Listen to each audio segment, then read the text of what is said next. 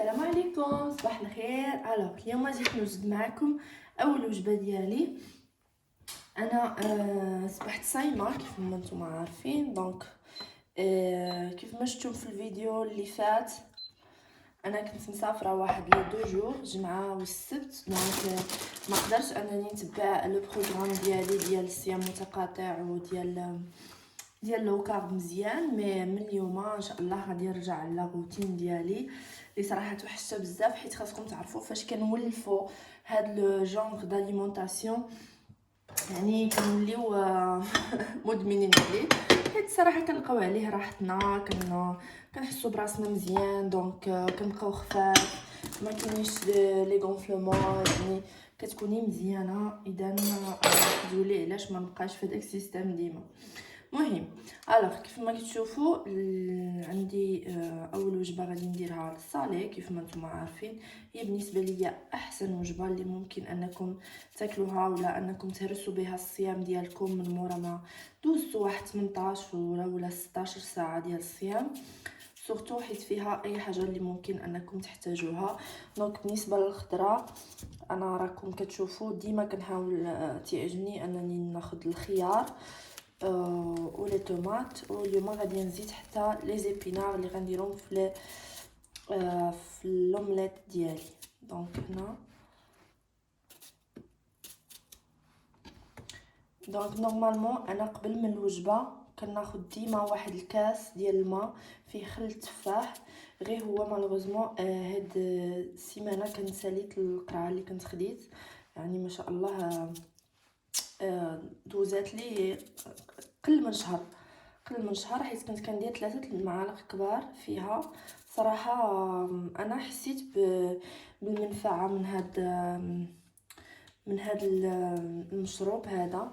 يعني اباك من مورا الوجبه سورتو ما كتحسش بالجوع، كتحس براسك تبعان وكتبقى ترونكيل من تما حتى العشيه. يعني ما كتحتاج بس انك تزيد زعما انك تاكل شي حاجه اخرى من موراه. اي اون بلوس كي قلت لكم هو تيساعد على الحرق و كيساعد في الهضم. دونك هنا عندنا كنزيد لي طوماط سوريز. دونك غير باش نفكركم شويه، انا البروغرام اللي كندير هو الصيام المتقاطع، يعني كنصوم حاليا كندير 18 ساعه ديال الصيام، وفي الوقت ديال 6 سوايع اللي من موراها كندير 2 وجبات، و مره هكا كندير ان بتي غوتي لابريميدي الا كنت درت سبور. السبور انا ما كنمشيش لاصال حاليا، لو سول سبور اللي كندير هاد هو ان لا مارش. كيف ما شفتوا الا تفرجتوا في لي فيديو القدام ولا ما تفرجتوش فيهم سيروا تفرجوا فيهم. يعني كنحاول انني نخرج ندير لا مارش، اولا مؤخرا ندير واحد لا تشالنج في الانستغرام مع واحد البنات اخرين اللي هما دايرين ان بروغرام ديال لا بيرت دو بوا، اللي هو ديال لا كوردا سوتي، يعني الحبل. كنقصوا الحبل. كاين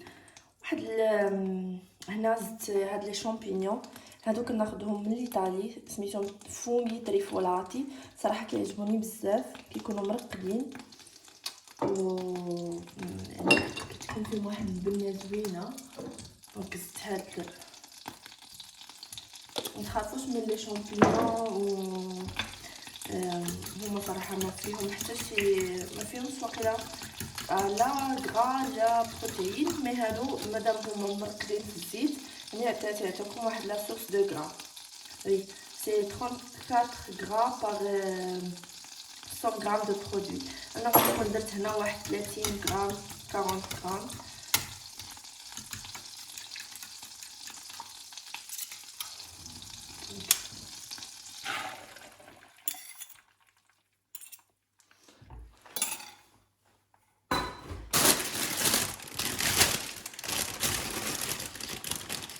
غادي نزيد في الوسط ديال لومليت ديالي شويه ديال لي زيبينار.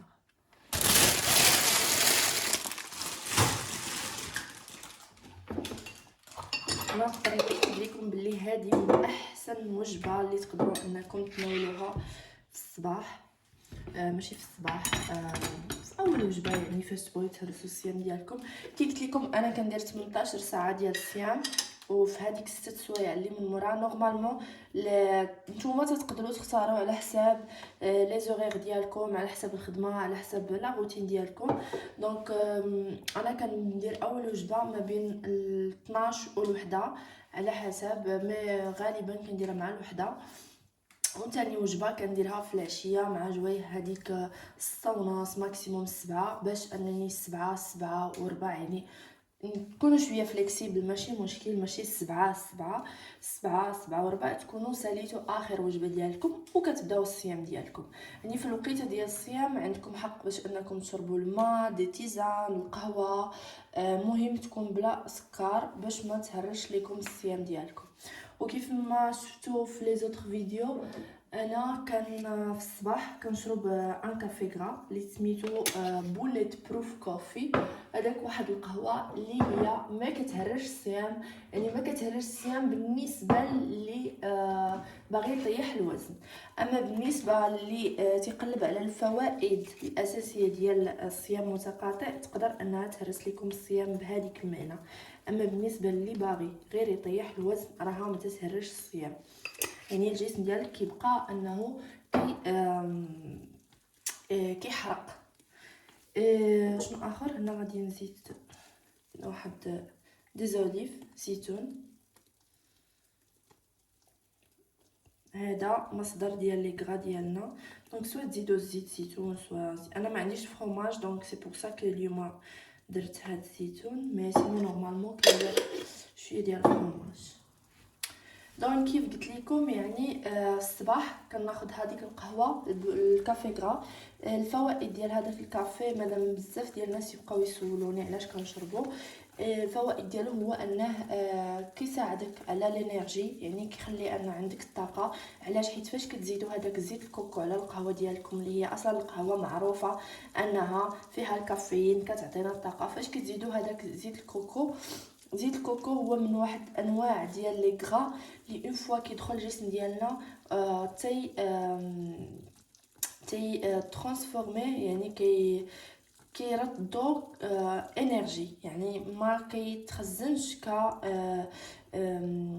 كغرا عندنا في الجسم ديالنا، ولكن اون فوا كيدخل الذات ديالنا هي كتردو انرجي. داكشي علاش فاش نتيا كتشربي هذيك القهوه بالزيت الكوكو كتحسي براسك فريمون عندك الطاقه باش انك تقدري ديري اي حاجه، كتحسيش بالسخفه واخا كتبقاي صايمه حتى الوحده واخا ما كتاكليش. وثاني حاجه هو انه تيشبعك، يعني كتحسي بالشبعه، ما كتحسيش بانك باغيه محتاجه انك تفطري اولا تاكلي قبل من الوحده ولا قبل من الجوج. بعض المرات على حسب نتوما كيفاش كتحسوا، الا شتي راسك انك مع الوحده باقي ما فيكش الجوع تقدري تعطلي مع الجوج، يعني هذاك القرار كيبقى لك. ولكن لو فات ديال انكم ما كتحسوش بالجوع، حيت راه بشويه بشويه نهار على نهار غادي تكون شويه صعيبه في الاول، ولكن اون فوا غادي تتبعوا السيستم وغادي تصبروا على هذوك الايام الاولى اللي تيكون الجسم ديالك كيتخلص من دوك السكريات اللي باقيين عندك في الدم ديالك. اون فوا صافي الجسم ديالك كيولي نقي من هذاك السكريات، الوغ هذيك الساعه هو ما كتبقايش تحسي بهذاك الجوع اللي كنتي كتحسي به قبل. اذا ولكن انا كنصحكم واخا هكاك يكون عندكم ان بروغرام، يعني ديروا الجوج وجبات ديالكم، تاكلوا لي نوتريون اللي خاصكم، تاكلوا لي بروتيين، تاكلوا لي ليغوم، يعني تاكلوا الخضره بالزايد. يعني هادشي ما تفكروش لا راه الا نقصت الماكله الوغ راه غادي نضعف اكثر. نو بالعكس، الجسم ديالك راه ذكي، ما غاديش يخليك انك صافي غادي تحبسي الماكله غادي هو يضعف غادي تضعفي في سيمانه 20 كيلو، هذه ما كايناش. بالعكس ما تنصح بها حتى شي واحد. يعني لا بيرد دو بوا، الوزن اللي كيطيح راه شي حاجه اللي هي ثانويه. اول حاجه اللي كتكسبي في هذا البروغرام هو انك كتولي مزيانه رشيقه، الصحه ديالك مزيان و كطيح الوزن. يعني ما تخافيش انك راكي ما غطيحيش ولا لا الا كليتي، لا بالعكس، كولي الخضره، كولي لي بروتيين، كولي لي غرا، غنبقى نعاودها لكم الى الابد. المهم هنا زدت هذا لو بان، هذا بان بروتييني بالنسبه للناس اللي كيعيشوا في لا بلجيك ولا اللي كيعيشوا في لا فرنسا. راه جميع لي سوبر مارشي. هذا انا كناخذو من ليدل سميتو بان بروتييني. شنو في هاد لو بان بروتييني؟ هو راه ريش اون فيبر، ريش اون بروتيين اي موان دو غلوسيد. يعني عندكم كل 100 غرام ديال البرودوي فيه 11 غرام ديال لي غلوسيد، 11 غرام ديال لي غلوسيد. وخاصكم تعرفوا بلي الخبز العادي اللي حنا كناكلو غير داك الكومبلي، تنهضرش لكم على البيض هذاك انا ما تنحسبوش كاع. الكومبلي يعني تيكون فيه ما بين 60 حتى ل 70 غرام ديال لي غلوسيد بار 100 غرام دو بان. يعني كل 100 غرام دو بان نتوما كتاكلوا راكم كتاكلوا فيها واحد 70 غرام ديال لي غلوسيد. ولا جينا نفكروا في التغذيه ديالنا حنا العرب وحنا المغاربه سورتو، يعني شحال ديال الخبز اولا شحال ديال لي غلوسيد كناكلو في النهار؟ راه واحد الكميه كيفاش غيدير هذا الجسم انت ما غاديش يغلط، راه بزاف. المهم هذا فريمون هاد لي دو ترونش اللي كاينين هنا راه ما واصلينش ل 100 غرام. يعني عندكم واحد 60 غرام هنايا. يعني انا في هاد الوجبه كامله عندي لا سورس ديال لي غلوسيد، يعني النشويات جايين من هاد الخبز غادي يكونوا واحد 7 غرام ديال الكارب. وعندكم هاد لي طوماط سوريس حتى هما كيكونوا فيهم لي كارب مي طايحين بزاف. يعني البيض ما فيهش، لي شامبينيون ما فيهمش لي كارب، الزيتون يعني عندك هنايا هاد التبسيل كامل يقدر يكون فيه واحد 10 غرام ديال لي غلوسيد. حنا في النهار ديالنا ما خاصناش الا بغينا نكونوا في لا لو كارب يعني فيبلون غلوسيد خاصنا نكونوا ما بين 50 60 غرام حتى ل 100، كاين اللي كيوصل حتى ل 100 غرام ديال لي غلوسيد بار جور.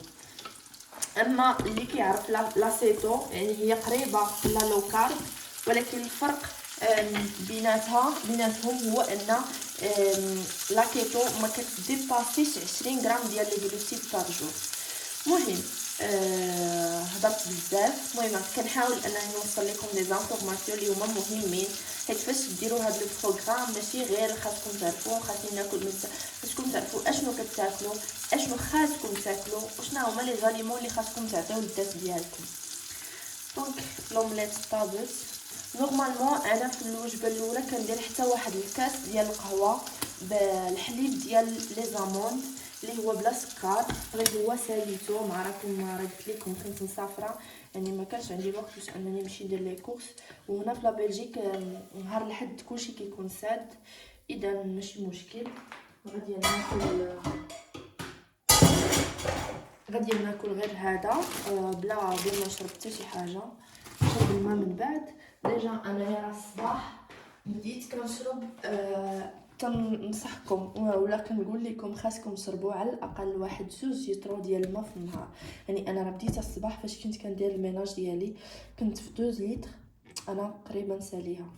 يعني في النهار ديالكم حاولوا انكم ضروري اساسي تشربوا الماء، ماشي للريجيم ماشي لا بير دو بوا، اساسي. الذات ديالنا 70% ديالها مكونه من الماء. يعني الا نتوما ما ادراتيتيوش راسكم كاين ممكن ان يجيوكم اعراض اخرى اللي هما ضركم راسكم. المهم كاين اعراض انا ماشي اختصاصيه باش نقدر نقول هذا الشيء، ولكن غير كنصحكم انكم ديروا كهدف اوبجيكتيف في النهار ديالكم تشربوا 2 لتر ديال الماء. دونك هذه هي الوجبه كيف كتشوفوا راه ساهله بزاف. هذه هي الوجبه دونك كيف ما كتشوفوا راها ساهله بزاف. يعني عندكم 2 بيضات بلا زيبينار بلا شامبينيون، ماشي ضروري ديروا لي شامبينيون. يعني شوفوا نتوما عندكم هنا كوكومبر ديالنا يعني الخيار، شويه ديال مطيشه، هاد لي 2 طرونش دو بان ماشي ديما كناكلهم، مره هكا فاش كنحتاج انني هكا ما عنديش بحال دابا اليوم فروماج درت هذا ولا زوليف ديالكم. دونك هذه هي. نوريكم الساعه دابا حنا عندنا تقريبا 3. اليوم تعطلت شويه حيت كنت كندير المينا.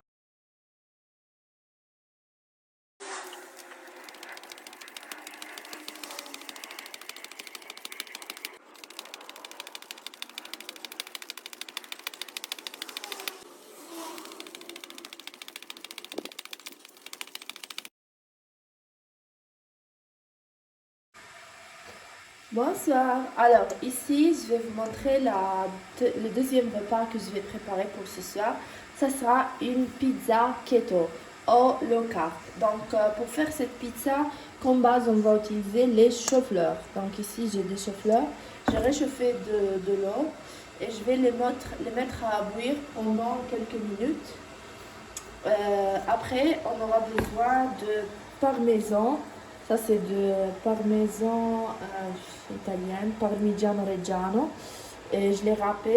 Et après, on aura besoin de la sauce tomate, comme une normale pizza. Et je vais la garnir avec deux poivrons. Ici, je l'ai coupé.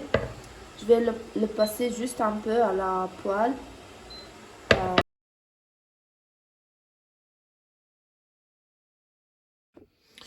Donc, comme je vous ai dit ce matin, j'ai fini beaucoup de choses. Donc, je vais aller faire des courses.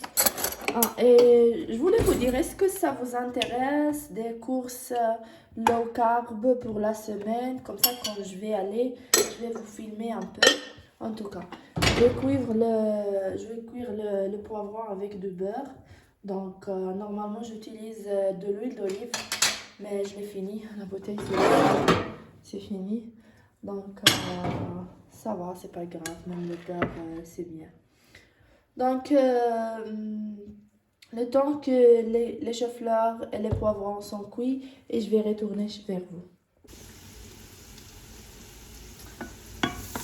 Donc là, j'ai passé. Je vais juste rajouter نزيد واحد شوية ديال الملحة. هنا أنا ديما كنستعمل الملحة ديال الهيمالايا الغوص. دونك إلا قدرتو هي أحسن لكم من. غنزيد شوية حتى في الشوفلور ديالي. دونك اللي نقول لكم هو فوق الشوفلور غير تشوفوه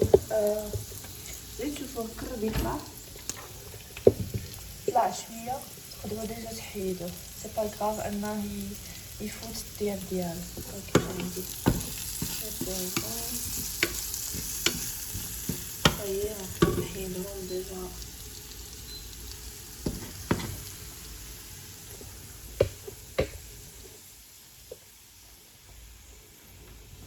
انا في هاد لاصوص طوماط ندير فيها شويه ديال الملحه، شويه ديال الزعتر شويه ندير فيها شويه ديال البزار.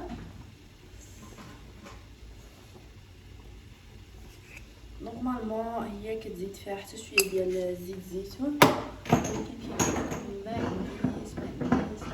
نقدر شويه عليه باقي لي واحد شويه هنايا نزيدو فيها. بالنسبه للبيتزا ايطاليانا انا خدمت في دي بيتزيريا وهو السر ديالو هو زيت الزيتون، تيديروا فيه فريمون واحد الكميه. هذا شويه ديال فلفله، هي ما حارش بزاف، تعجبني كدير شويه ديال البنه. غنخلطو هاد لاصوص. دونك هي هادي واحده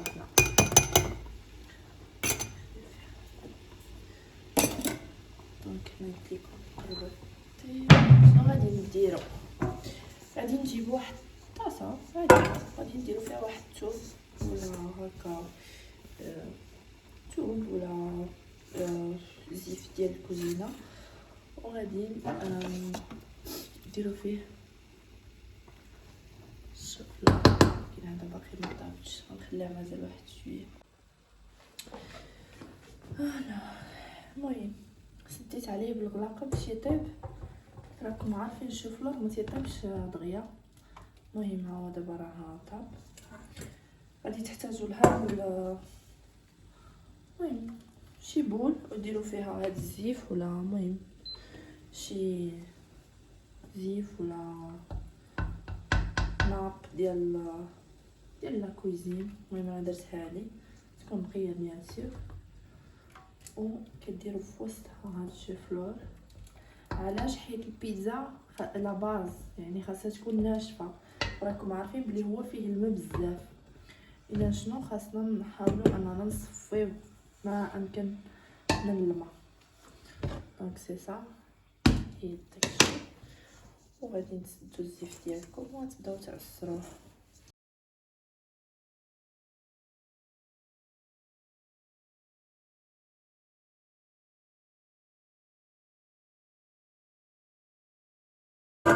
نجبدو هانتوما كتشوفوا ديجا ولات بحال شي كريسه. شوفوا هانتوما ولات بحال شي كريسه ديال البيتزا. غادي نحطها هنا و انا نحاول انني نزيد نماسها مزيان.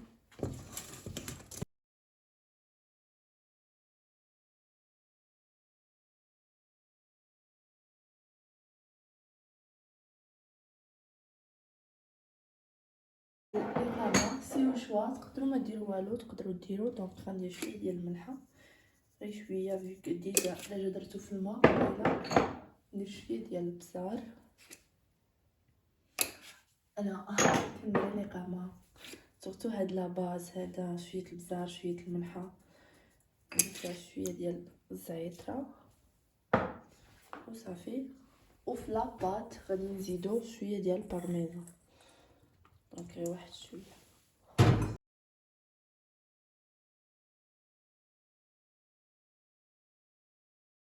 غادي نجيب واحد الطاوه ونديرو فيها لا كارت دو كويسون.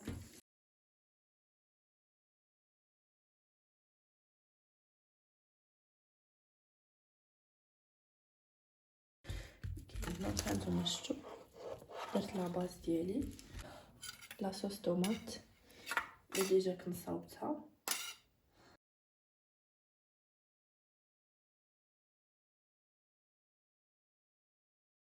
هيا درنا لاصوص. ندير شويه ديال الفلفل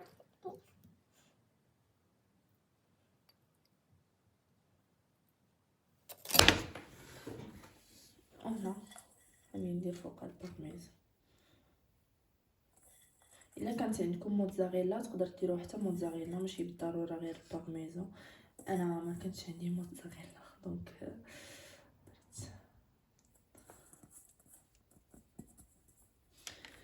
سي سا. هذه هي البيتزا ديالنا، نتوما كتشوفوا الشكل. الحراره ديال الفران كتكون اختياريه، انا على حسب الفران اللي عندكم.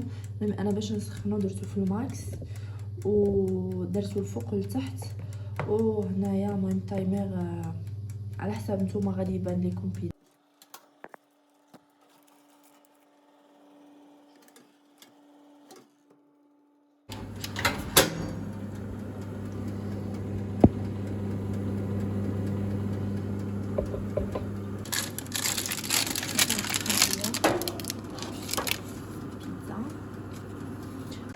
كان هذا هو الفيديو ديال اليوم. كيف ما شفتوا حاولت نشارك معاكم لا غوسيت وشنو كليت اليوم.